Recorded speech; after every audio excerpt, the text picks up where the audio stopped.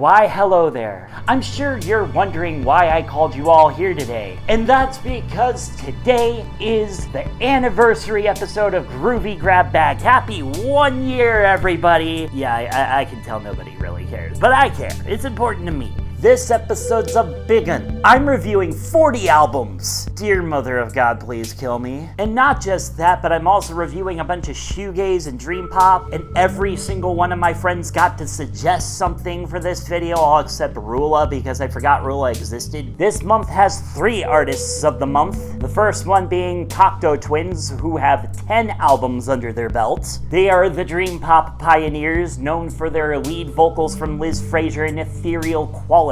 Then there's My Bloody Valentine, who were shoegaze pioneers, who only have 3 albums. And then there's the Blue Nile, who only have 4 albums. The way this show works is I rank all the albums I listen to in a given month from worst to best, depending on my enjoyment of them. Do keep in mind that this is just my opinion. There is nothing meant to be objective about this. I also review a bunch of blockbuster releases. This is gonna be a mixed bag of a bunch of stuff. Those of you that came for the Cocteau Twins, you might get a bit of a chuckle when suddenly I'm covering something like, well, especially the bottom half of this list, you'll see. Alright, we got 40 albums to talk about, and this is probably gonna take 2 hours, but let's go. Number 40, The Broken by Broken Side. I'm almost speechless about how terrible this thing is. Alright, so for those of you who are unaware, Broken Side is one of those scene-core bands from the late 2000s into the 2010s. Most specifically, they're crunkcore. Sometimes I have a soft spot for some of these scene bands, especially if they're just absolutely passionate about what they do. But a lot of these are just obnoxious and hardcore for stupid reasons, and Broken Side is known for their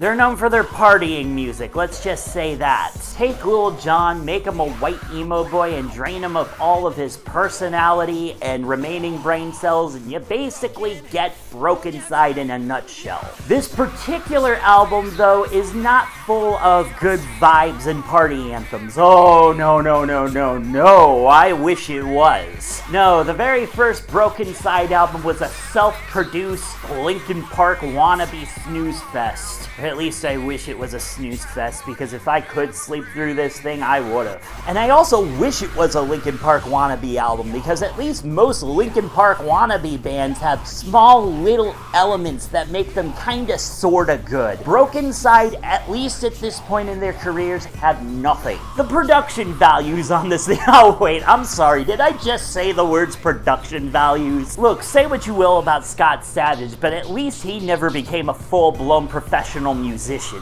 This thing was basically recorded on a $5 Amazon microphone, hooked up to one of those laptops from 2004 that somehow still had Windows 98, and probably just slapped together in early versions of Audacity. The beats on here are looped generic, boring, stupid Fruity Loops type of shit. These lyrics are both misogynistic, but also for some reason they think they're more insightful than they really are. There's times that they cut away from the electronic beats and try to give us some soulful acoustic guitar, and it's just still basic 4-chord white boy bullshit. And the vocals, dear Mother of God, the vocals. I wish this thing was slathered in autotune, because at least then it would be somewhat listenable. Instead, we get these 2 jackasses basically caterwauling into a microphone. And also, yeah, they do screaming. And by screaming, I mean, like, you remember when you were like a little kid and you were playing with your action figures and you basically always had that one particular action figure that was the bad guy? Yeah, that voice that you would use for that bad guy would somehow be more menacing than any of the screams that can be heard on this Broken Side album. And probably the most egregious thing when they're screaming is that they cup the mic.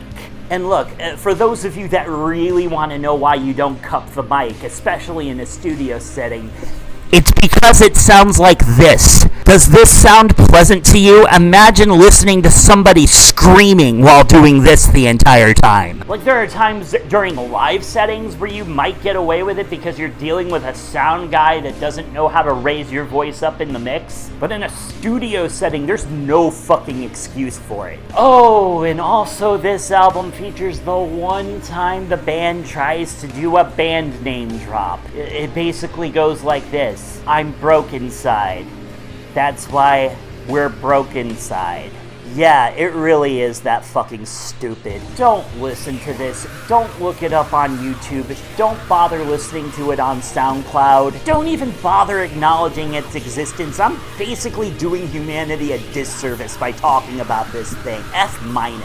Number 39, Human by Rod Stewart. For those of you who haven't been paying attention to my show these past 3 months, I'm basically torturing myself with one bad Rod Stewart album a month. At least until I run out of the bad stuff and I have to start acknowledging the man has done some good music. He just really fucking fell off at some point. It's entertaining to watch him progressively get worse. 1970s Rod Stewart was actually endearing in many ways, even if there were cringy moments here and there. 1980s Rod Stewart was hilariously stupid and over the top, at least until we got to the late 1980s where he actually started doing some like heartfelt adult contemporary sort of stuff. But that shtick started running out of steam as he went into the 90s. The 2000s presented a new opportunity for Rod. He wanted to reinvent himself yet again, but unfortunately Rod Stewart isn't exactly always making the smartest decisions. He decided he was gonna hand off all the songwriting duties to third parties and stuff like that, and he did not hire anybody that really has any sort of chops that are worth acknowledging. This thing is the most Muzak sounding album I have listened to all year. Between him making a bunch of stabs at different genres such as electronica and oh my fucking god, there's a reggae track on here. There's just nothing that's really all that sonically pleasing. It kind of veers between really fucking boring and just plain old cringe-inducing at its absolute worst. What's really funny is there's a track on here called Loveless. This thing is so cringe-inducing that even the most hardcore devotee Rod Stewart soccer mom fans of the early 2000s couldn't be bothered to buy this thing. And the ones that did ended up returning it within a week. And you would think with other songwriters behind the helm we'd get maybe some less cringe-inducing lyrics, but oh no. I really fucking wish. You're looking as pretty as a beach. Rod, if you're going to objectify a woman, at least do it in a creative fashion. I'm as solid as a wooden chair. Quick, somebody bring back 1970s Rod Stewart who compared his penis to a pencil. I don't care if he's technically talking about his emotions. He makes too many dick jokes in his lyrics for me to not interpret it as such. All I could see was your pretty face jumping up and down all over the place. Was that because she was writing you, Rod? Because it sounds like you're hyperfixating on the sexual shit again. Hello, allow me to introduce myself. I am Smitten. I'm trying so hard not to do the nice to meet you Smitten, my name is Dad. When it isn't cringe-inducing, it's just downright fucking boring. Why waste money on sleep medications when you can just pull this thing up on Spotify and it's like taking a double dose of Ambien? And what's really weird is that there's actually like a lot of people that thought this album was good or just okay. And let me just ask you, do you people have ears? Did we experience the same thing? Because I feel like I'm being gaslit by the reviews of this thing. Look, I just have nothing else to say other than boo, Rod, get off the stage. F+.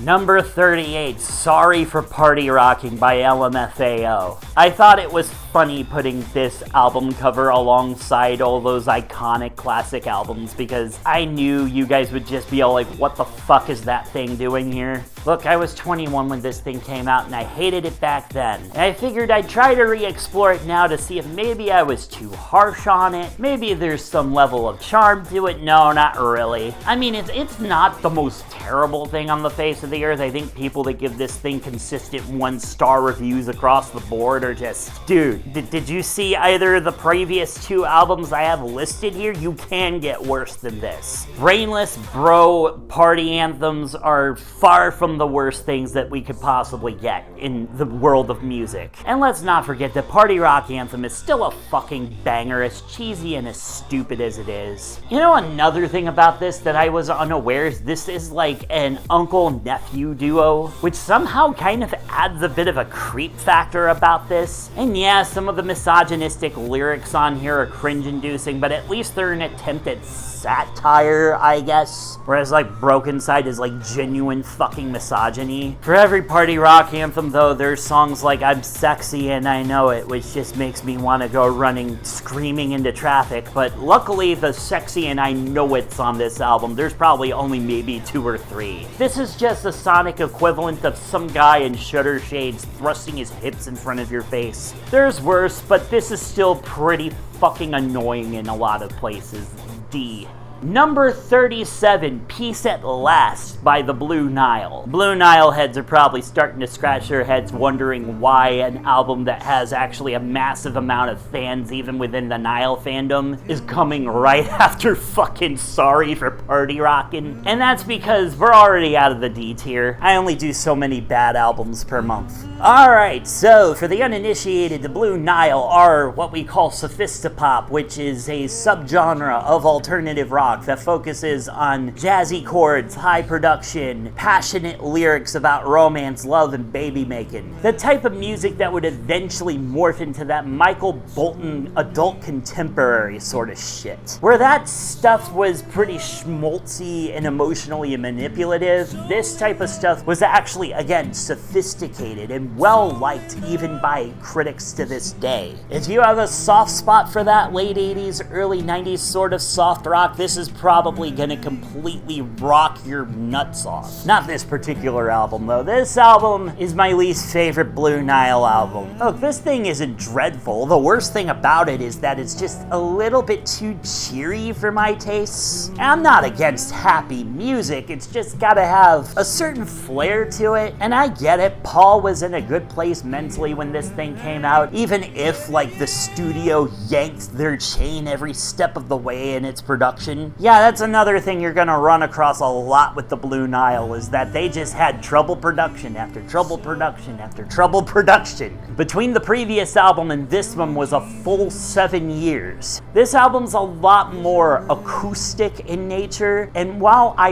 really do like Paul Buchanan as a vocalist and a songwriter, I don't think he's really suited for the acoustic guitar. He actually has a whole story about that. He was at some shop and he saw this used acoustic guitar for sale and he felt it was like calling his name like a sign from the heavens. And then he purchased it and yeah, I don't know, it's just not really his shtick. Some people like it, and I'm sure I'll be bound to get plenty of people disagreeing with me in the comments over this. This was definitely led a lot more by Paul Buchanan than the other members of the Nile, because there's a lot less of that listen and a lot more stripped back, kind of bare bones sort of songs. The only song on here that was directly bad for me was Holy Love, and that's just because it's using these really dated, even by 1996 standards, synth tones, and it was just really grating on the ears. Most of this, however, is just kind of middle of the road and forgettable for me. We'll be covering most of the rest of the discography in the upper half of this list, but this thing gets a C-. Alright, let's start getting through some of these. Number 36, Garlands by the Cocteau Twins. The worst Cocteau Twins album is the first one, at least in my humble opinion. This is before they really took on their dream pop textures, and they were still kind of doing that post-punk sort of sound. Robin Guthrie felt like the genre of post-punk was rather limiting, and you can definitely tell as even Liz Fraser isn't really completely on her A game here. She's still kind of shy and not taking a whole bunch of risks. At first I thought this was kind of a cool listen, but as it continued to go on, I was just like, alright, all of these songs are starting to sound the same. You can tell why the Cocteau Twins were not long for this genre. I'm not saying it's a bad album, it was just kind of forgettable, and really, honestly, it's a C. Number 35, Hope by Neff. Yeah, it's pronounced Neff, it's not NF. This was recommended to me by my Gen Z friend Jack. Usually Jack's taste in music ends up being a bit too aggressive and electronic for me. Look, a lot of EDM just sounds like so like, yeah, every time I get recommended something by Jack, I'm all like, cool, glad you like that, because that just sounds like noise to me. So you probably have no idea who Neff is unless you're super deep in the TikTok world. And this thing isn't completely bad. I mean, there are moments of like kind of insightful lyricism, and I do like this guy's personality, even if I don't like him as an artist. It does sound like this guy was going through quite a bit during the production of this album, and it's easy to have a soft spot for him. However, this definitely does sound like an Eminem ripoff, but not like Slim Shady Eminem. I'm talking like recovery and relapse era Eminem. This is basically divorced dad music, even if Neff is admittedly married. And also, oh my god, the production is god-awful. Everything is brick-walled. This is a loudness war album to a T. And I get it, there will be albums that I praise that are also victims of the loudness war, but it doesn't really have any other creative qualities to make up for that. And also, the loudness is just especially egregious on here. He feels the need to keep dropping this fucking sound effect every 5 seconds. Have you watched any movie trailers from the past 20 years or so where they keep doing the sound effects? It's just basically the Hans Zimmer mic drop. Yeah, there's one of those about every 30 seconds on this album, and it gets old fast. In addition, a lot of this just feels like it's a bunch of TikTok reels just stitched together. Look, I'm not against TikTok and its existence and it being utilized as a tool to promote music, but when your music is written with the sole intention of TikTok moments, yeah, I'm gonna notice. Aside from the terrible production, if you're into this sort of mentally conscious hip-hop, this will probably still be right up your alley. It gets a C+ from me. Number 34, Music or I Am Music by Playboi Carti. Wait, hold on. It's my producer. I gotta take this. Yes, this show has a producer. Hello? No, I'm not doing that. This show isn't designed to appeal to teenage audiences. No, I am not going to talk like that. Oh my god, no. What do you mean you're gonna drop funding for the show if I don't do it? Oh, fine, I'll do it, but you owe me for this. It's not gonna work, and you owe me. Oh. Alright, so I have to read this using the slang that the youngsters use. Hope you enjoy. Yo, check it fam. I ain't even know about this Carti dude till March, feel me? Saw my homeboy Hassan Piker going wild, so I'm like, bet, this gotta be something. Man, I'm out the loop, no cap. Didn't know what I was stepping into. Bruh, this album cray. First off, them beats.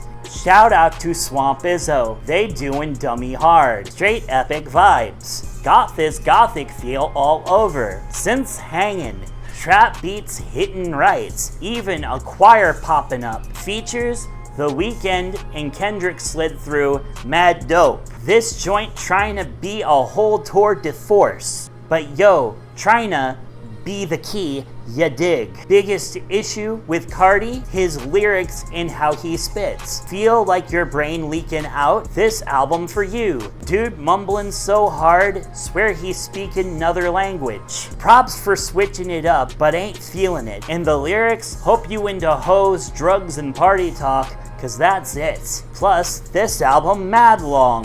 30 tracks, 76 minutes. Any heat goes lost when it keep drilling the same vibe. Had potential, but the length killing it. I get it. The dumb vibe, kinda the point. Trying to dissect it deep, you missing it. But sometimes dumb just dumb. And if you ain't bout that, like me, this ain't it. C+.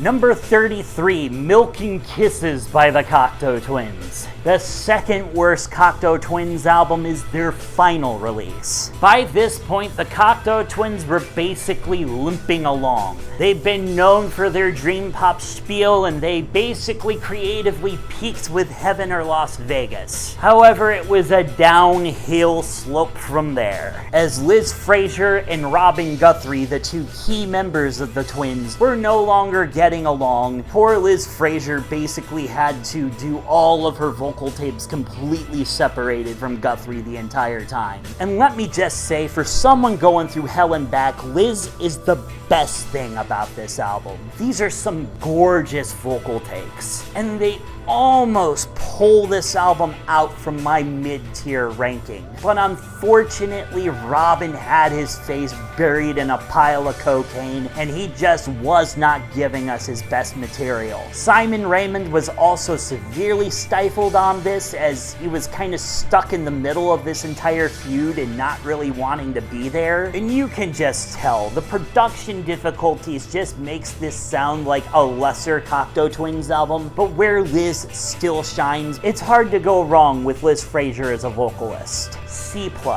Number 32, Rushmere by Mumford & Sons. Walmart brand Fleet Foxes strikes again. Do you like your folk chamber pop to sound like it was written for Hallmark greeting cards? Because that's basically all Mumford & Sons is. It just always feels like such a waste of musical potential with these guys. The dudes can play, the dudes can sing, they definitely have that passion and intensity going for them. And that passion and intensity is what keeps this from being completely dull. But otherwise, I just don't got a whole lot to say about this. This was exactly what I was expecting it to be. C+.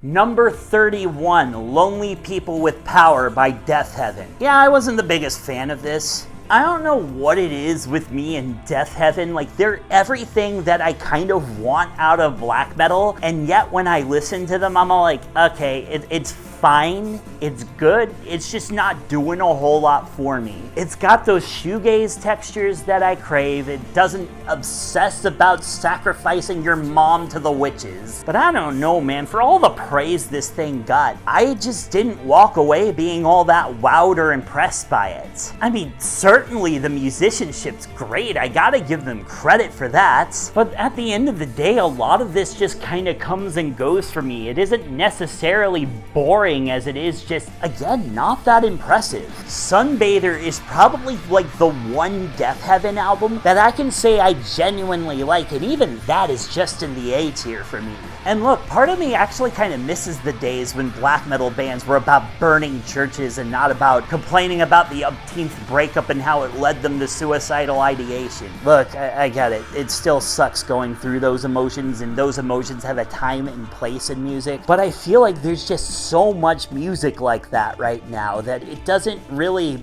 strike a chord unless it's doing something different with its approach. And also, I understand that this album was a bit more of a course correction from the last one, which was a bit more shoegaze oriented, whereas this is just almost purely black metal with very few shoegaze elements thrown in. And maybe that's where the disconnect lies, is that I just kind of miss the more adventurous elements of Death Heaven. This was something of a return to form, and I feel like a lot of people are really singing its praises for that reason alone. B-.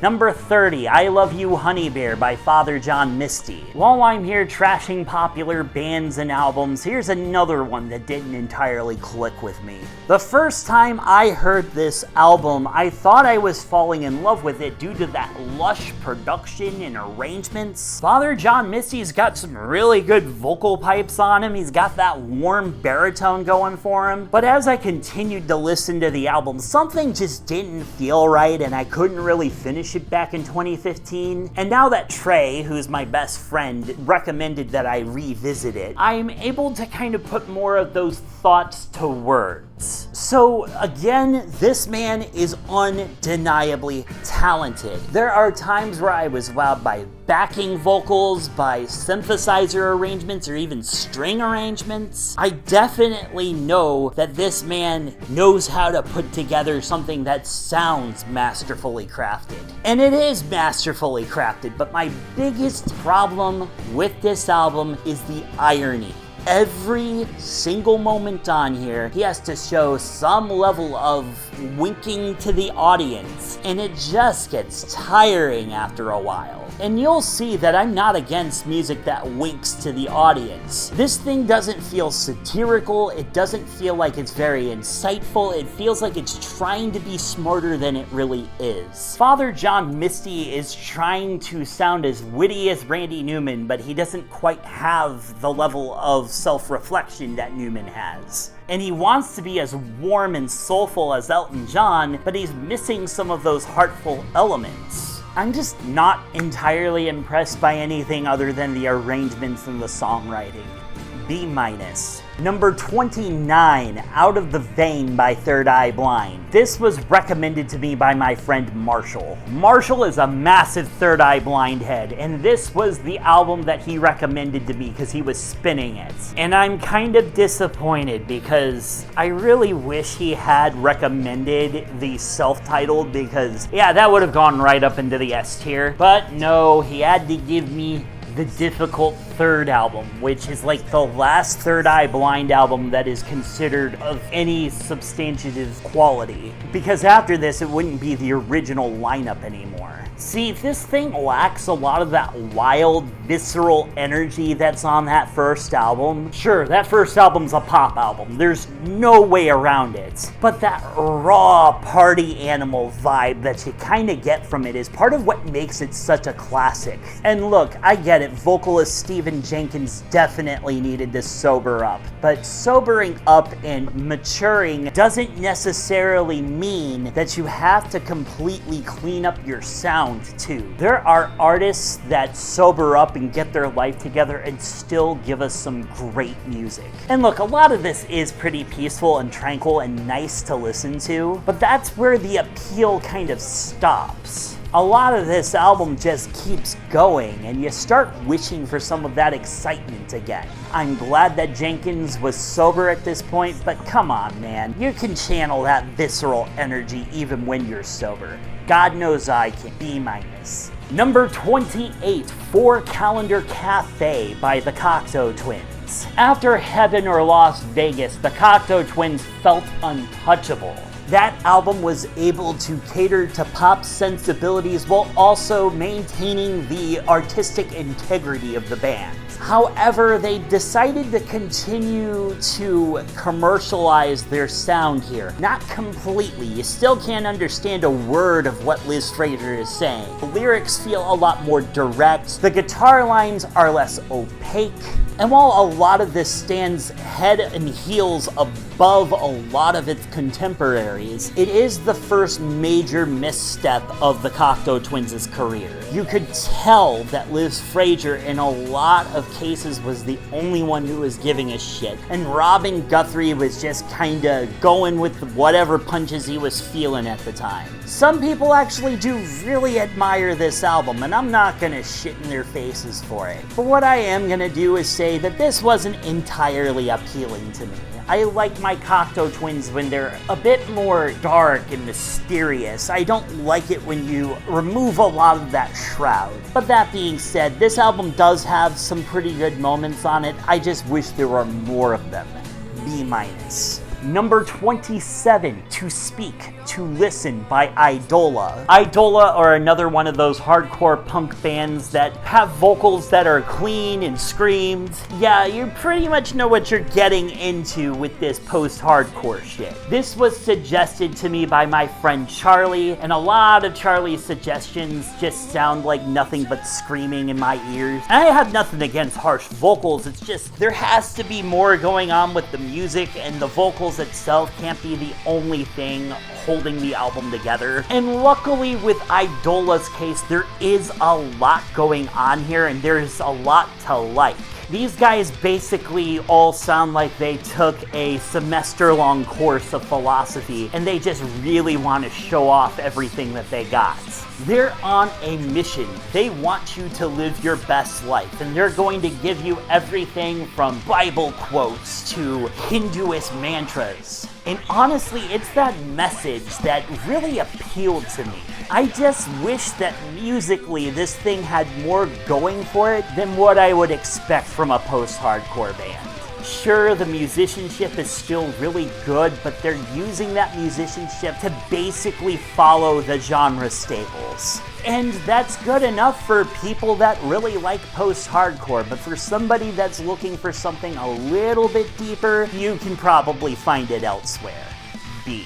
Number 26, The Moon and the Melodies by Harold Budd, Simon Raymond, Elizabeth Fraser, and Robin Guthrie. Or if you prefer, The Moon and the Melodies by Harold Budd and the Cocteau Twins. I actually ran into a full-blown argument about that. Like, there are some people that absolutely do not call this a true Cocteau Twins album because the way Harold Budd composes music and the way he credits it, he will list every single collaborator as the artist that worked on it. And I guess that there's a certain level of respect I can pay to him for that, but also it's a goddamn mouthful. And I had to familiarize myself a little bit with Bud's stuff. He's basically this sort of minimalistic, dark ambient sort of stuff. Basically think as if Brian Eno had terminal depression and you get Harold Budd. This album is a mixed bag. In some ways, it is mind-blowingly good. See Swallow Me is still the most streamed Cocteau Twins song on all platforms for a reason. I also really like the song The Ghost Has No Home, despite there being no presence from Liz Fraser on there. It's one of the few times Robin Guthrie almost completely carries it on his own, of course with backup from Harold Budd on the keys. But I guess for my money, I'm not the biggest fan of like the minimalistic direction that Budd takes at times. It doesn't necessarily clash with the Cocteau Twins, but it can sound a little thinly produced. And for some people, that's exactly what they love about it. Take these comments that are negatives for me and like turn this into an S-tier album if that is up your alley, because you'll love the shit out of this. But for me, I'm gonna give it a B. Number 25, Carsick by Mellow Punk. Look, you can't be mellow and a punk. That's not how it works. If you're a punk, you're intense. That's the whole idea behind it. Okay, all jokes aside, Mellow Punk are a band from Providence, Rhode Island. They were suggested to me by my friend Matt, and I gotta say that these guys are in my radar, but they do have a lot of room for growth. Do you like punk? Do you like indie rock? This thing will probably be right up your alley, at least a little bit. The vocals on this thing are admittedly really strong, and there were a couple of moments where the lyrics did actually grip me a little bit. But the biggest problem is, as much as I like music that is like multi-genre, this particular thing feels a little jarring. And what's really weird is that the moment that's the most jarring was actually one of my favorites, like when they throw in those little dubstep elements. I was actually like, okay, I'm digging this a little bit. But it's more like when they're doing that more like reggae, ska punk sort of sound, and they're just trying to show off their range, but it doesn't actually achieve any sort of artistic effects. And in addition, this thing feels very long. It's only about 50 minutes, but I feel like it could have been trimmed down a little bit. Maybe a song or two left on the cutting room floor, and some of the longer tracks like reeled back maybe a minute or so. But other than that, these guys have a future ahead of them, and I recommend checking them out. B. Number 24, MBV by My Bloody Valentine. My channel has been around for over 10 years. It's called Shoegazer Productions. You'd think that with a name like that, I would have talked about this band already, but honestly, I'm fine with My Bloody Valentine. I don't know, I've just been so overexposed to them. You kind of start to want to listen to a lot of the other shoegazing bands, especially the underappreciated ones, as you get more and more into the genre. And MBV, they're the pioneers, they're the ones that started it, and I'm not going to sit here and tell you that I hate them, but for me, I feel like My Bloody Valentine, while admittedly really fucking skilled at their craft, tend to over-prioritize soundscapes over melody and songwriting. And for some people, that noise is exactly what lifts them away. I have met people that think that MBV is the best My Bloody Valentine album because it takes everything that Loveless did and just turns it up to 11. Some of these tracks are just absolutely fucking wild. And you gotta kind of stare in awe of that, because that is really hard to pull off and put any sort of structure or backbone behind. But that being said, it can just sound like a shrill wall of noise when it's at its most extreme. And Loveless has that sense of control. You will see where I end up ranking that on this list. I didn't dislike my experience, but I'm also not very motivated to revisit this one. B. Number 23, In My Mind by Pharrell Williams. No Neptunes, yawn. Okay, that's not entirely fair. This was one of 2 albums that was requested by a fan because they did a bit of a favor for the channel, and he kept throwing these Pharrell and the Neptunes compilation albums at me. And the problem with compilation albums is that they do sound like collections more than they do like purposefully constructed, catered music experiences. So I asked him to pick something that wasn't a compilation album, and he really wanted me to cover Pharrell Williams, so we basically just get his solo record from 2005. I grumbled when I saw that runtime though, 63 minutes, oh dear mother of God. In the first half of this album, I was like, I am not feeling this at all. Because it's Pharrell Williams, he's supposed to be the charming sideman. He doesn't quite carry a project completely on his own, at least not as a rapper. And it's the rap portion of this album that just stinks. It's not awful, but he kind of lacks a lot of that charisma to really pull off being a solo rapper. He wants to be Jay-Z on one hand, but he has the threatening aura of a teddy bear. And look, there's some sweet, lovable rap guys out there, but I still don't think Pharrell has quite the chops for that. He just sounds very plain Jane when he does the rapping. The first third of the album ends and you get the last 2/3, which is almost completely nothing but Pharrell singing. And this is where he leans more into like the Michael Jackson and Prince territories. And this is where the album truly shines, because a lot of those tracks are just fucking stellar. I just wish that that first third of the album did what the last 2/3 does. But this is still worth listening to for what it does well. B. Number 22, If I Should Go Before You by City in Color. City in Color was recommended to me by my friend Brendan, who is Matt's brother. He basically wanted to throw something at me that he grew up with. He knew that I wasn't gonna give it a perfect score, but he didn't care this was special to him, and he wanted to know my thoughts on it, and that's the type of shit that this channel thrives on. This type of music helps me connect a little bit more to my friends, even if I don't end up completely loving it. Dallas Green is the principal musician and songwriter behind City in Color, and this is one of those albums where the talent of the musician is more notable than any of the songwriting elements. He's really good at playing blues guitar, he's got an amazingly soulful voice. This is a treat to listen to in some ways, and in others it's exactly what you expect from an indie rock band from 2015. There's some heartfelt passion on this, but also, I don't know, it's not all too special either. I will still recommend it to anyone that's into this sort of thing. You'll probably eat this right on up. B+.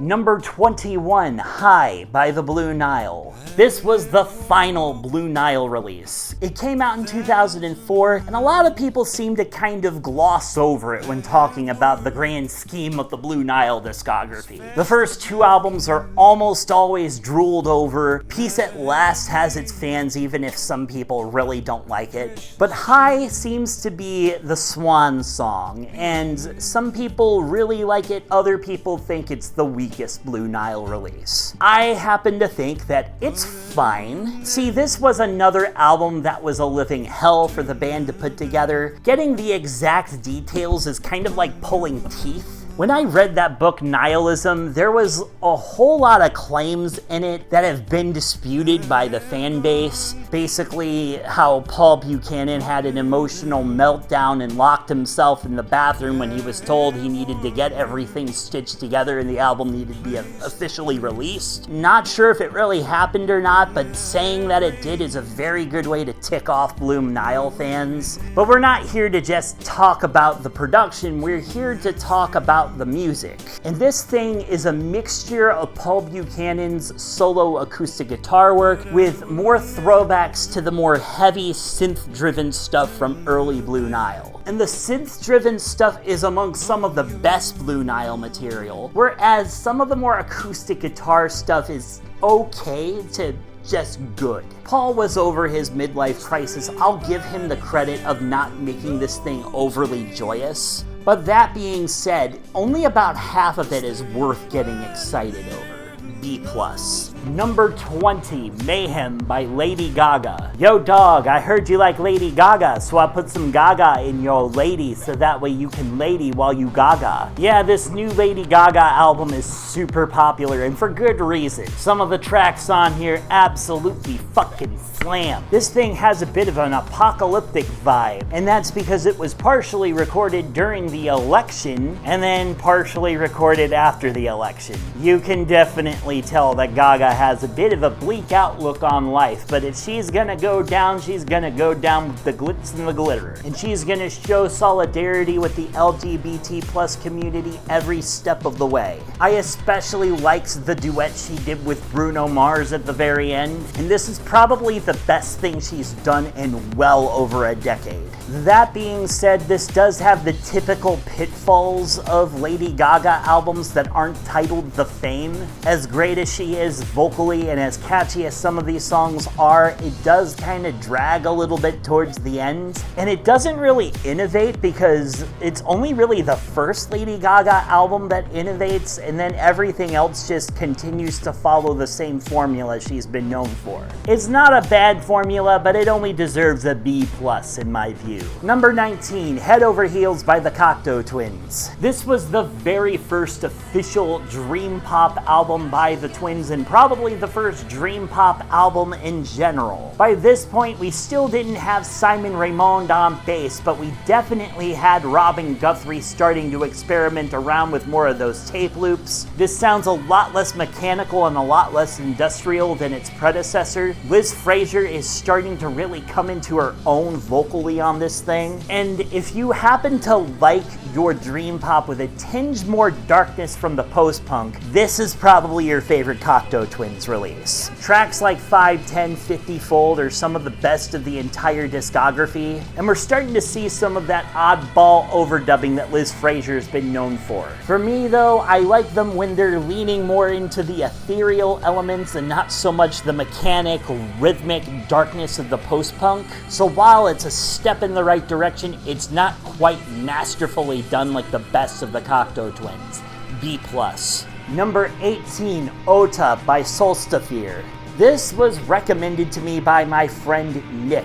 Solstafir are one of the many black metal bands that really innovated towards the beginning of the 2000s, but as we started pushing into the late 2000s and the 2010s, they were getting bored of that typical black metal vibe, less wanting to sacrifice the goat to Beelzebub, more wanting to do some introspection. And so they started to lean a lot more into post-metal. I really do like the diverse assortment of instruments on this thing. This definitely has some of those folksy European vibes going for it. This is part of their softer era, and some people seem to actually prefer it to their earlier, more hardcore era. The vocals are softly sung to like a build-up where they might do a little bit of harshness, but definitely not screamed. And the thing is that this was pleasant to listen to, but I didn't really find anything all too captivating outside of that pleasantness.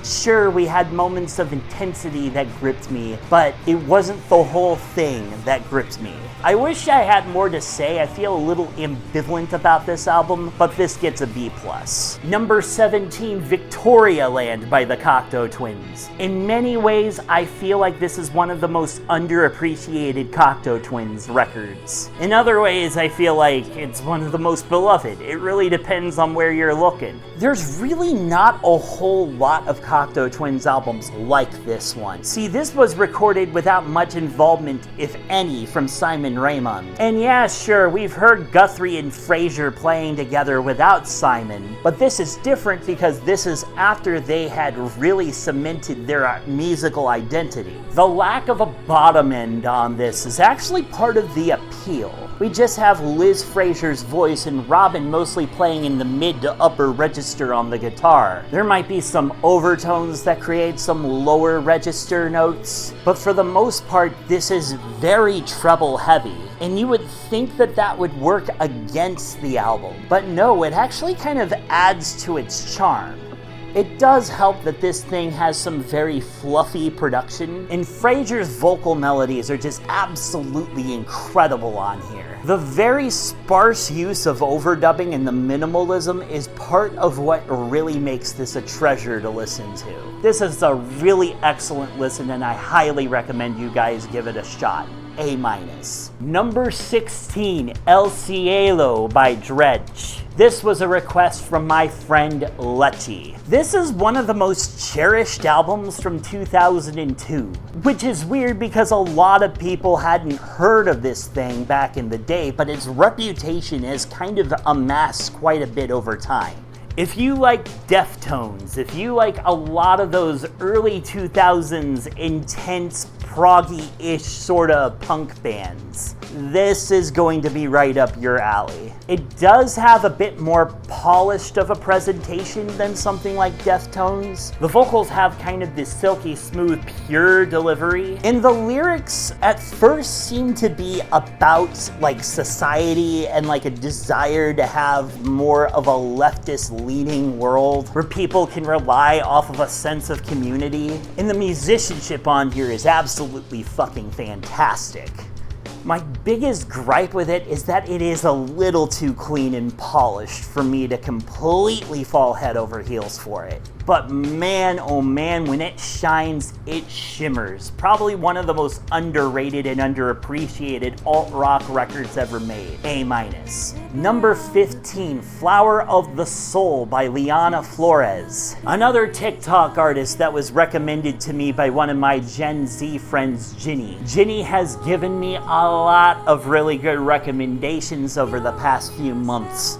Liana Flores is an up-and-comer from recent memory. There are a number of songs that are considered just artistically fucking perfect. The EP she released before this album is considered a 10 out of 10 in a whole lot of circles, but I don't review EPs here, so I had to do the recently released album. And this thing is really fucking good. Look, you guys need to keep your eyes peeled on Liana Flores. This is some really well done bossa nova. These lyrics are vulnerable and heartbreaking. Her performance is just so fucking good, not just vocally, but also on guitar. She has some session musicians that are just absolutely stellar as well, a rhythm section that really keeps things together. If there is one criticism I do have of this record, it's the fact that it does suffer slightly from what I call Norah Jones syndrome. And hear me out, because I do say this as a Norah Jones fan. Sometimes an artist comes around that does a genre that we call a heritage genre, where basically they're re-exploring something that hasn't been explored by a whole bunch of new artists. And what that can lead to is a bit of complacency and not a whole lot of innovation. And while Flores' vulnerability keeps this leagues above a bunch of other artists that could be considered heritage artists, it does have those limitations. But seeing as that EP is seen as a masterpiece by some people, there's a potentiality that her masterpiece album could still be around the corner. So I'm gonna keep my eyes peeled on Miss Flores, and I thank my friend Jenny for turning me on to her. A-. Number 14, Isn't Anything by My Bloody Valentine. I told you guys, I actually do genuinely like MBV, even if I do think they are overrated. This album is just absolutely fucking fantastic. This is the most rhythmic that My Bloody Valentine ever sounded, and that's because when we get around to Loveless, their drummer and bassist basically did next to nothing, and that somehow became MBV's signature sound. But what a lot of people forget is that when MBV is together as a unit, they are one of the most talented bands out there. And while maybe a track or two off of here, especially at the beginning, doesn't grip me as much, when this thing takes off, it takes off running. And let me just say, for an album recorded with really cheap equipment in 1988, this thing doesn't sound like it came out in 1988. This thing has some really solid, glistening production on it. I was surprised at how clearly I could hear all of the effects and the vocals. It's cool hearing a bit more bottom end out of them with the bass. This is definitely, rhythmically speaking, the strongest that MBV has ever sounded. It's just, again, those first couple of tracks they don't feel like they're as gripping as the rest of the album, and as a result, the most I can give this thing is an A. Number 13, Heaven or Las Vegas by the Cocteau Twins. Alright, keep in mind that we have a lot of albums coming up, and this is a pretty stacked month. Otherwise, this probably would have easily been in my top 10 or even in my top 5. For many people, this is the Cocteau Twins' masterpiece. This is them leaning into a mainstream pop edge while still maintaining their artistic quality. Simon Raymond's bass lines are their most prominent than they've ever been on this thing. Robin Guthrie's swirling guitar performances are absolutely stellar, with him playing some melodies that sometimes start to outshine Liz Fraser at her own game. But let's face it, Liz Fraser's the star of the Cocteau Twins. It doesn't matter how skilled Guthrie is. And this is one of Liz Fraser's best vocal performances. Those harmonies, man, those harmonies. When I first discovered this thing in my early 20s, I like to imagine that a choir could pull off some of these performances. Just imagine how fucking epic it would sound with like just a thick layer of vocals, Enya style. The title track is one of the greatest songs ever written, not just in its genre. Cherry Colored Funk is one of the greatest album openers ever. I guess for me, this doesn't feel as strong as it did when I was younger, and I can't quite put my finger on the reason why. It just doesn't. I don't know if it's maybe because of overexposure or if my tastes just evolve in a bit of a darker direction. But while I still revisit a ton of these tracks, and I still wouldn't bat an eye if someone said this was their favorite Cocteau Twins record, this is an A for me.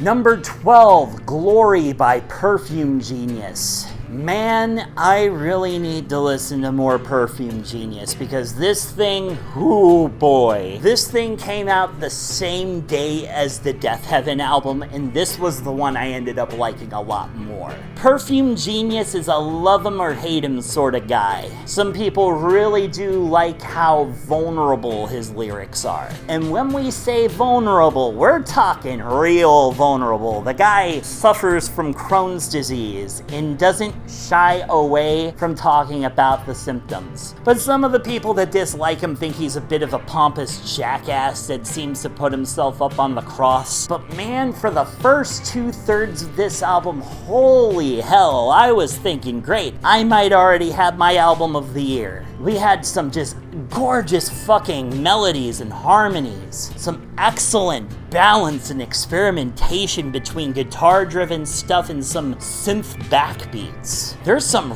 really interesting textures and layerings that he's experimenting around with on here. And then we get to the last third of the album where he just gets absolutely artsy-fartsy because he just had to be an artiste. And that's where I start to kind of see a few of the cracks in Perfume Genius. I don't know, maybe one of his other albums doesn't get quite so opaque, which is weird because I do like some opacity in some music, but it just felt a little bit harder to grip towards the last 3 songs on the album. It wasn't bad, it just wasn't as captivating as everything leading up to it. So I'm just gonna go ahead and give this thing a good ol' A. Number 11, Alligator Bites Never Heal by Doechii. I know some of you are gonna say, Randy, that's not an album, it's a mixtape. But the thing about mixtapes is sometimes they are basically just cleverly disguised studio albums. And that's the case with most of Doechii's work. I mean, if it can win Hip Hop Album of the Year at the Grammys, then it's an album. Doechii is a name that a lot of people are familiar with. If you listen to Kendrick Lamar, if you listen to Tyler, the Creator, you've seen her featured. She's very provocative, very wild. She has dozens of influences ranging from Lil Kim to Missy Elliott all the way to Janelle Monáe. She can be aggressive and sexual when she wants to be, she can be sassy, and then she can be artful and thoughtful all at once. And one of the biggest themes behind this album is sobriety, and as somebody who's a recovering addict myself, man, I really fucking appreciated that shit. I don't have many criticisms of this, but I do feel like Doechii's best work is still around the corner. I really dug the shit out of the sonic variety on here, but seeing as she's starting to experiment a bit more with jazz compositions, if those Tiny Desk performances are anything to go by, we definitely know she's got something cooking in the oven. And by the way, this was recommended to me by my friend Kelly, and I just gotta say, Kelly, thank you. I love having new artists to keep an eye out for. A. Number 10, Bluebell Knoll by Cocteau Twins. This is my second favorite Cocteau Twins album. What I really like about this one is this has a bit more of a Baroque, sort of classical edge to it. A few songs with the harpsichord setting turned on the synthesizer, and a snappier, more percussive feel that almost feels like just a little bit like Dead Can Dance, but with the Cocteau Twins style. This is probably Liz Fraser at her vocal best, even if Robin Guthrie is still giving us some really stellar melodies with both the synth beats and also the guitar licks. I feel like this is just Liz Fraser at her most confident. While Heaven or Las Vegas might give us some of her best harmonies, these are some of her best melodies.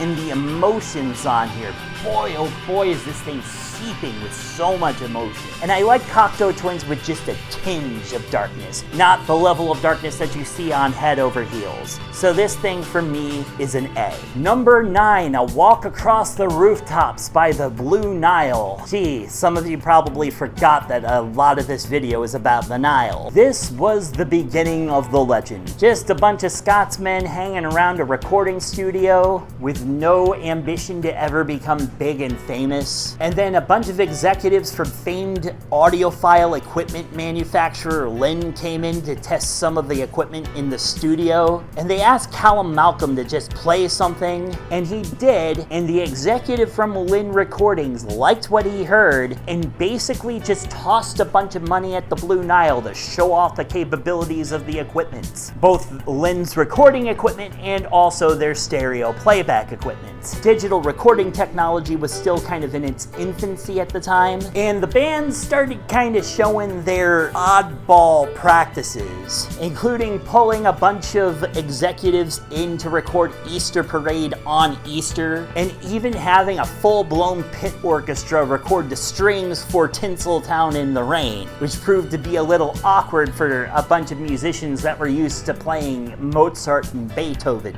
But let me tell you, this thing pays off in goddamn spades. There are some Blue Nile fans that still feel like this is the masterpiece they put out. And I'm not gonna argue too much. There's only really one track I somewhat dislike, and that's just Rags to Riches. Everything else is goddamn great on here. Sure, Stay might have some dated synth lines, but they roll with it. This thing starts off with the title track with its swooping bass lines and pizzicato plucked strings, talking about walking across rooftops and the various scenes that Paul Buchanan is observing. Scenes of grime, scenes of depression, scenes of romance. This desire to connect to something bigger and more grand than you. Tinseltown in the Rain sounds like a long-lost disco track.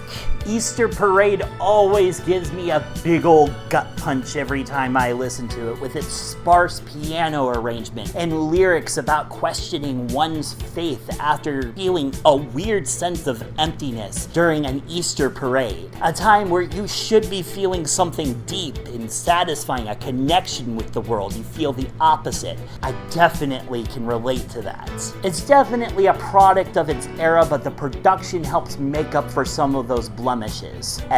Number 8, Little Earthquakes by Tori Amos. This was a recommendation by my karaoke host, Daniel. He told me, listen to this will make it into your S tier, I promise. And it got fucking close. Look guys, I avoided Tori Amos for many years because I grew up being all like, ew, piano music, I want my guitar rock. But I need to go back in time and slap 12-year-old me in the face. But as I said, this thing is fucking confrontational, and Tori Amos is like an amalgamation of like so many different woman singer-songwriters over the years. The jazzy experimentations of Joni Mitchell, the herky-jerky piano movements of Laura Nyro, the lush orchestrations of Kate Bush. Tori Amos isn't just an amalgamation of all those things, but she's also an evolution of them. Her vocal approach is both extremely sentimental and vulnerable, while also extremely calculated. Every breath, every note feels like it's done with a purpose. And this woman will call out toxic masculinity, she'll confront her rapist clear as day in the lyrics. This isn't afraid to burn some goddamn bridges if it needs to.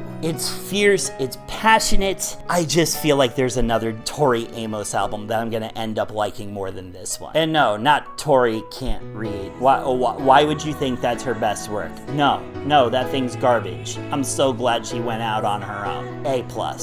Number 7, Ferments by Catherine Wheel. This was another request by a fan that did a favor for the channel, and I hate to keep this disappointingly short, because buddy, just go back to my Chrome review when I just did the Adventures in Vinyl Land on that one, because it's basically cut and paste with just a few alterations. Ferments is a stellar fucking album, and if it weren't for the existence of Chrome, it would be an S. Chrome is just that much more bombastic, that much more spacious. But Ferment is not a slouch of an album. Black Metallic is an all-time classic.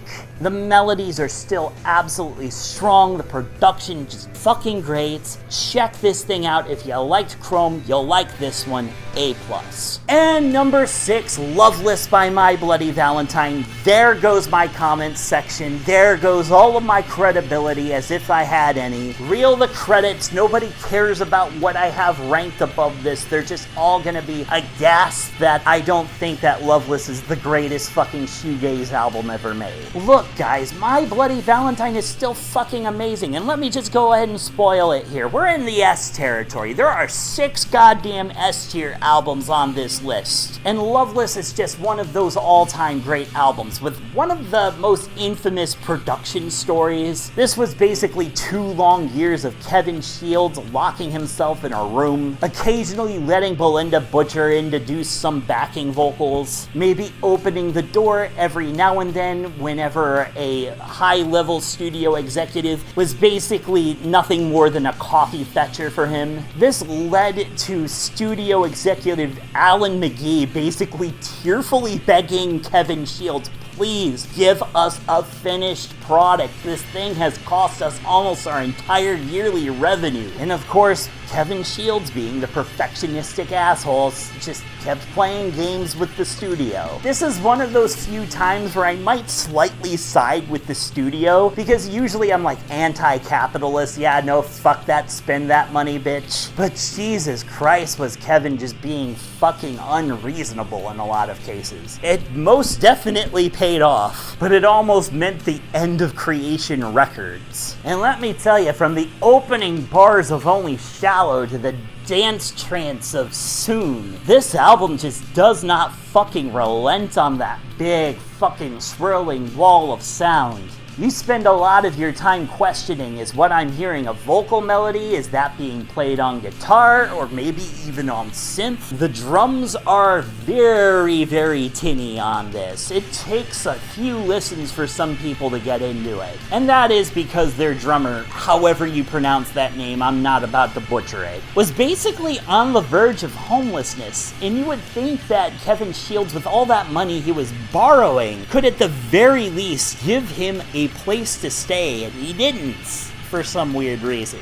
And the production on this thing, I was talking to one of my producer friends, and he was telling me how he read somewhere, I'm not entirely sure if this is accurate, but I wouldn't be surprised if it was true, that during any part of this album there are no fewer than 13 guitar tracks going on at once. It's just absolutely fucking insane. If I had any complaints, and the complaints are just fucking minimal, I do wish that this thing had a bit more of a rhythmic backbone the way Isn't Anything does. But at the same time, I'm not sure if it would be seen as the same. This has a certain atmosphere that has never really been recreated by very many albums. And while I do have several shoegazing albums that I prefer over Loveless, and I do find it overrated, it still gets an S. I'm sorry. I'm not going to dispute that. Let's move along. Number 5, Never Too Much by Luther Vandross. Luther Vandross is an individual of whom, if you were conceived during the 1980s or 90s, this was probably what your parents were listening to. And I can't fucking blame them. There are some fucking slick-ass beats on here, some very passionate vocals. This thing was basically put together after Vandross was dragged kicking and screaming into a solo career. He was just a little bit too comfortable being a backing vocalist for acts like David Bowie and Roberta Flack, the latter of which basically fired him and told him, if I don't see you trying to make a name for yourself, I'm going to basically blacklist you from the industry. I don't think she was serious. I think she was trying to put the fear of God into him to get him to actually pursue a solo career. But Vandross had a lot of experience tinkering with the recording booth, because a lot of the times he was in charge of making the backing vocals sound great on a lot of those classic recordings. So he arranged a lot of these songs to have like these lush, slick backdrops. And this thing just whisks you away. Sure, the lyrics are they're shallow, but they're not shallow in an insulting sort of way. Sometimes you just need music to talk about how swell a girl makes you feel, or how heartbroken you are that somebody left you. You don't need everything to be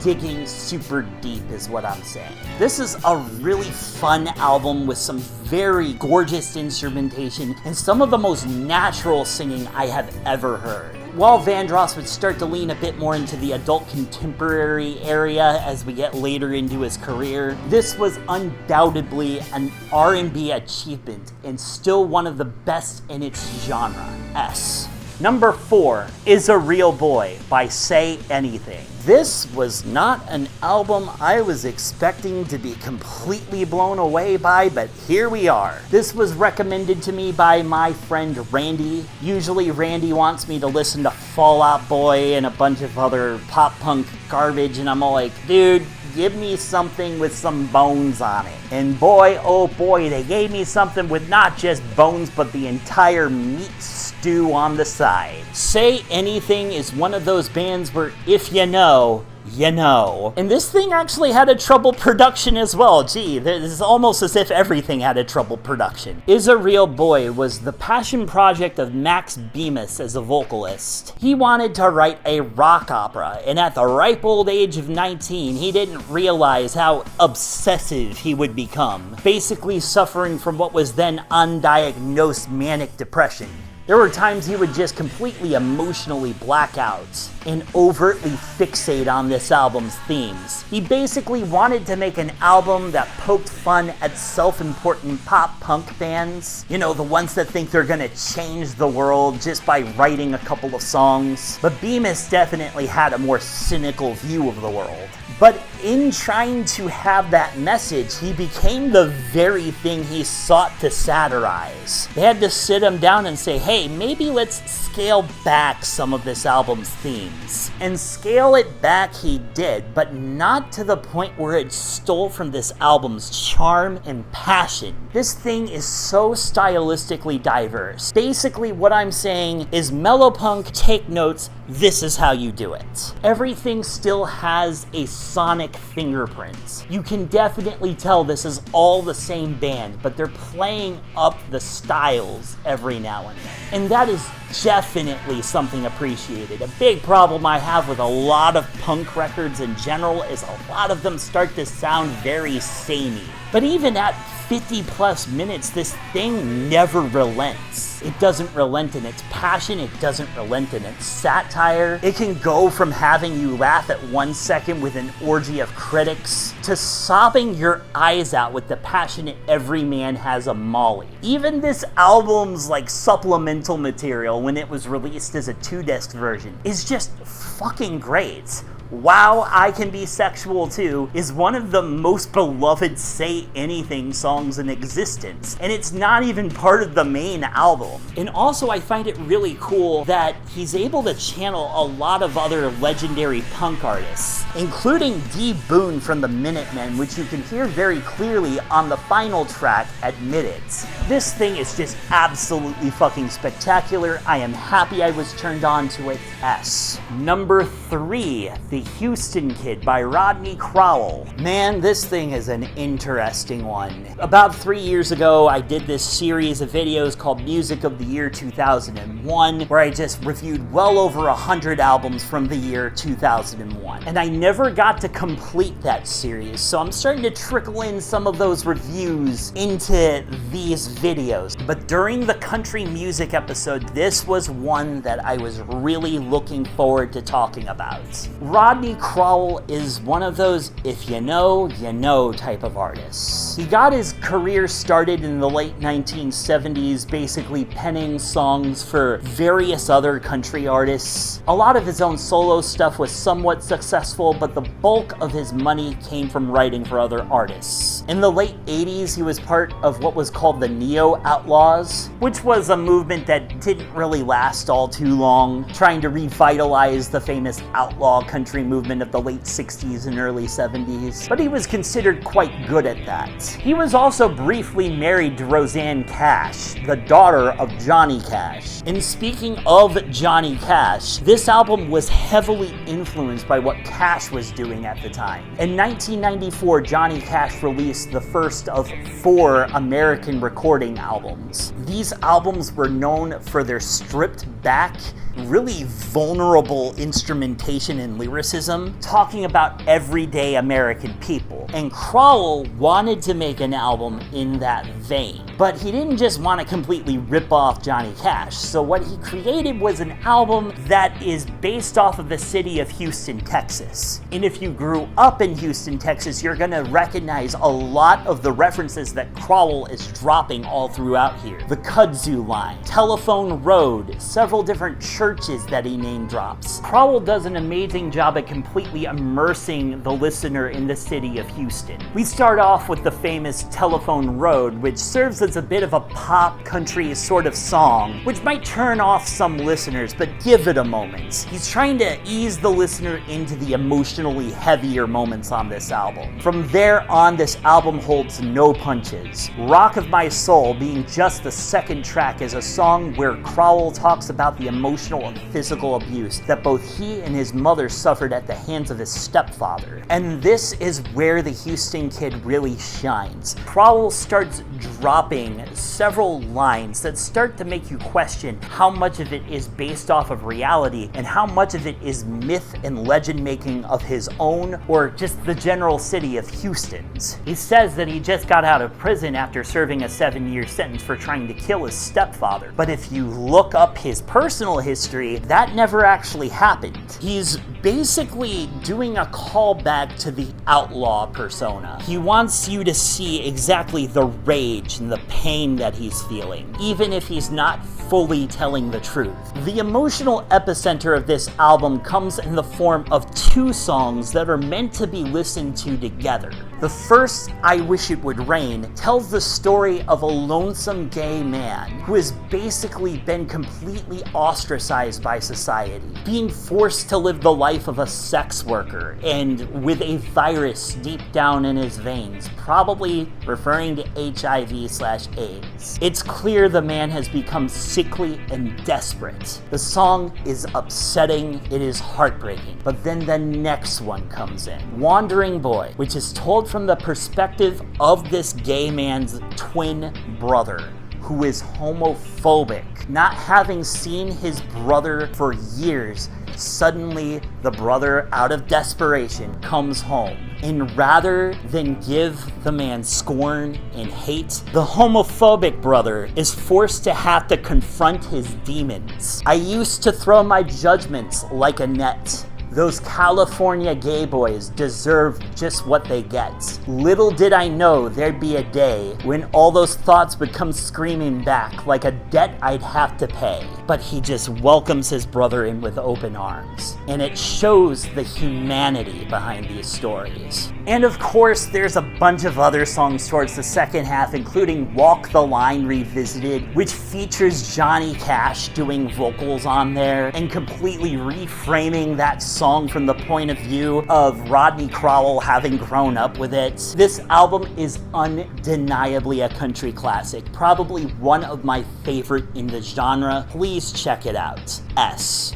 Number 2, Treasure by the Cocteau Twins. This is probably my all-time favorite dream pop record. Well, either that or Teen Dream by Beach House. I flip-flop back and forth between the two, but they're both virtually fucking tied. This was my very first Cocteau Twins experience, and for a while Heaven or Las Vegas outflanked it, but as the years have gone on and I've re-explored this one, no, this is the better one. I'm sorry. Go ahead, debate me in the comments. Or I'm sure most of you won't, because most of you guys are reasonable. I've noticed the Cocteau Twins fan base is actually not very rabid, and they really like to have like those more intellectual conversations where they learn more about each other through like the discussion of the Cocteau Twins. That's really neat. This thing has a hazy ass production, just in the form of this endless tape hiss that is just present all the way through it. But it serves to give this album a certain personality, a certain enigma about it. I adore this thing. It's the first album with Simon Raymond on it, and I would argue that these are some of his strongest bass lines outside of Heaven or Las Vegas. This is about as ethereal as you can get, without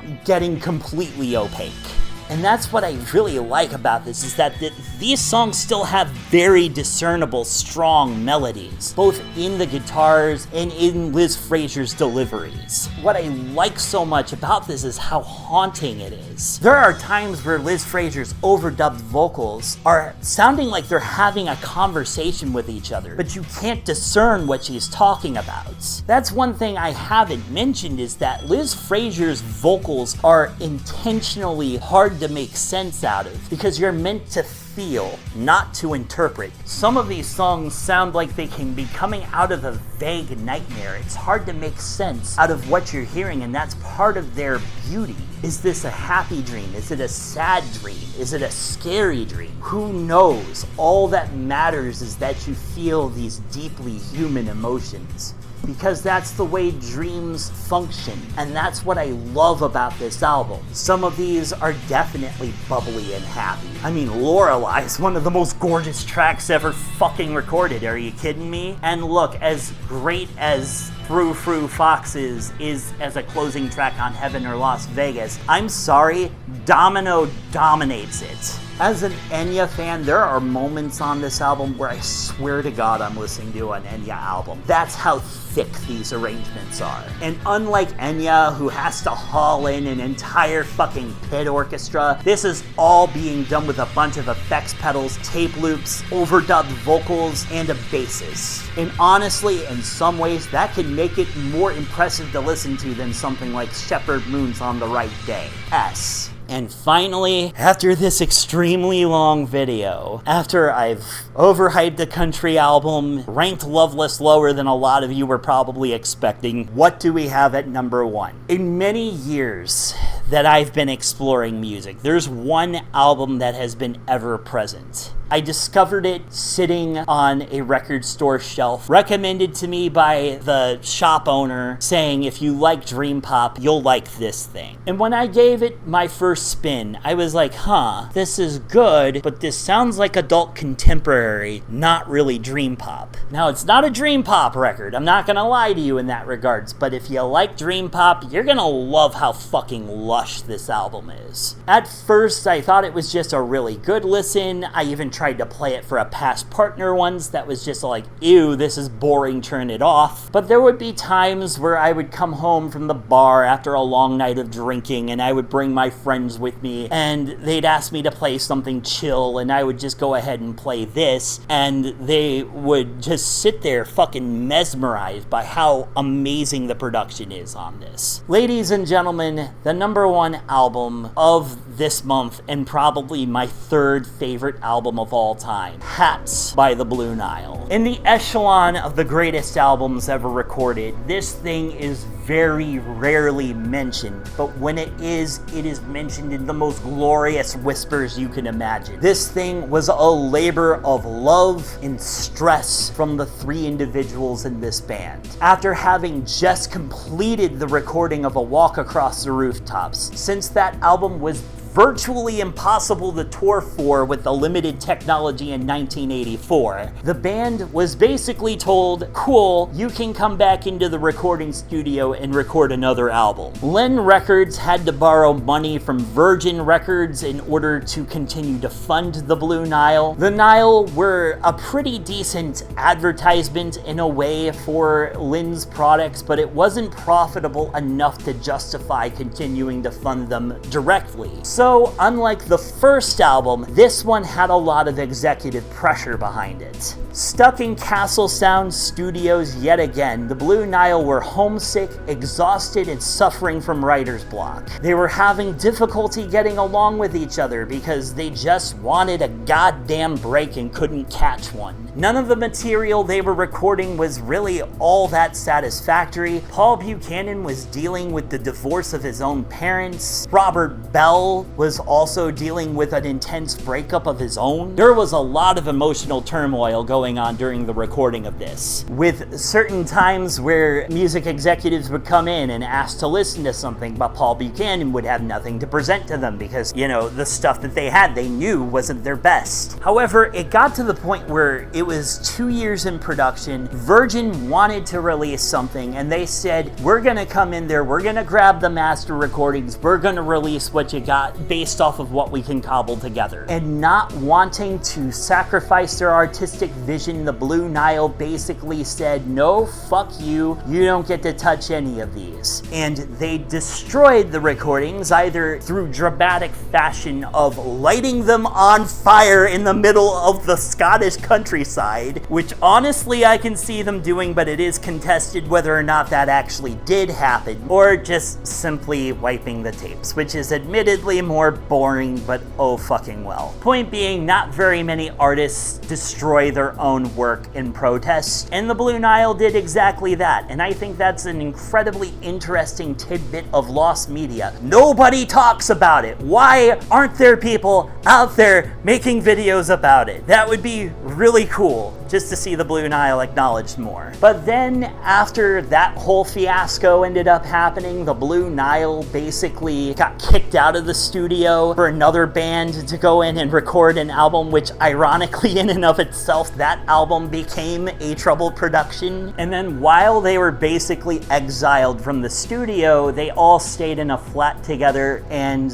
basically cobbled together what would become Hats. As soon as the pressure and the stress was relieved, suddenly the writer's block fucking disappeared. It's almost as if trauma creates difficulty with the creative process. They then got back into the studio and basically slapped the remaining recordings together in just a few weeks, which is so weird because when you listen to Hats, you think that this is definitely an album of 5 years of painstaking perfectionism. And while perfectionism was definitely an element, the bulk of this album was put together in a very short period of time. This thing is an absolutely sensational listen. It's some of the best production you will ever hear out of any album, period. Stylistically, it's definitely from the 1980s. You'll be able to tell that. There are times on here where you're not sure if you're listening to a synthesizer or a live instrument, be it the brass, the swelling strings. This was also working with some very revolutionary techniques with digital recording. You know those synthesizers that sample live instruments? This was basically the first album to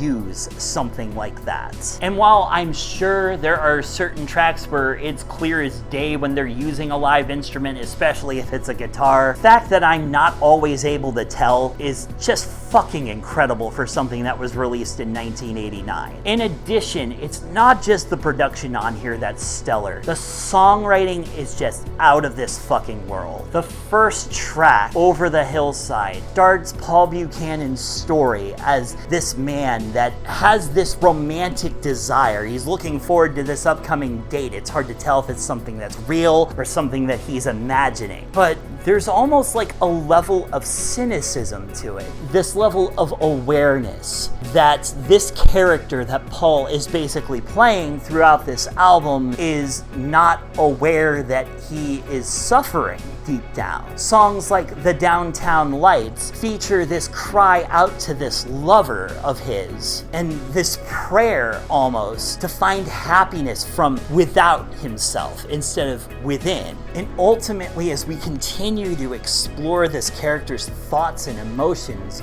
we know that he is deeply unhappy. And maybe I'm overreading into this, as some people don't think this is a concept album, but I like to see it as one. By the time we get to the almost overwhelming synths and headlights on the parade, we definitely start feeling that that sweeping romance might just all be an illusion inside this character's head. But man, is it a beautiful illusion. By the time we get to the end, we've gone through heartache, we've gone through blissful happiness. We end this album on Saturday Nights, a track that it's really hard to tell whether or not this character is continuing this cycle of searching for happiness outside of himself, or if he's learned his lesson and he's approaching this next upcoming date with a newfound sense of closure and healthy mentality. Hats is just a brilliant record, an album that is a must listen, especially if you want to know how music production became so clean and revolutionized with digital technology. Definitely underappreciated. And that concludes this special 1-year anniversary episode of Groovy Grab Bag. Join me next time when I get to listen to Talk and Randy Newman. Yay! Thanks, Trey. Also, be sure to like, comment, subscribe, all that good stuff. See you later.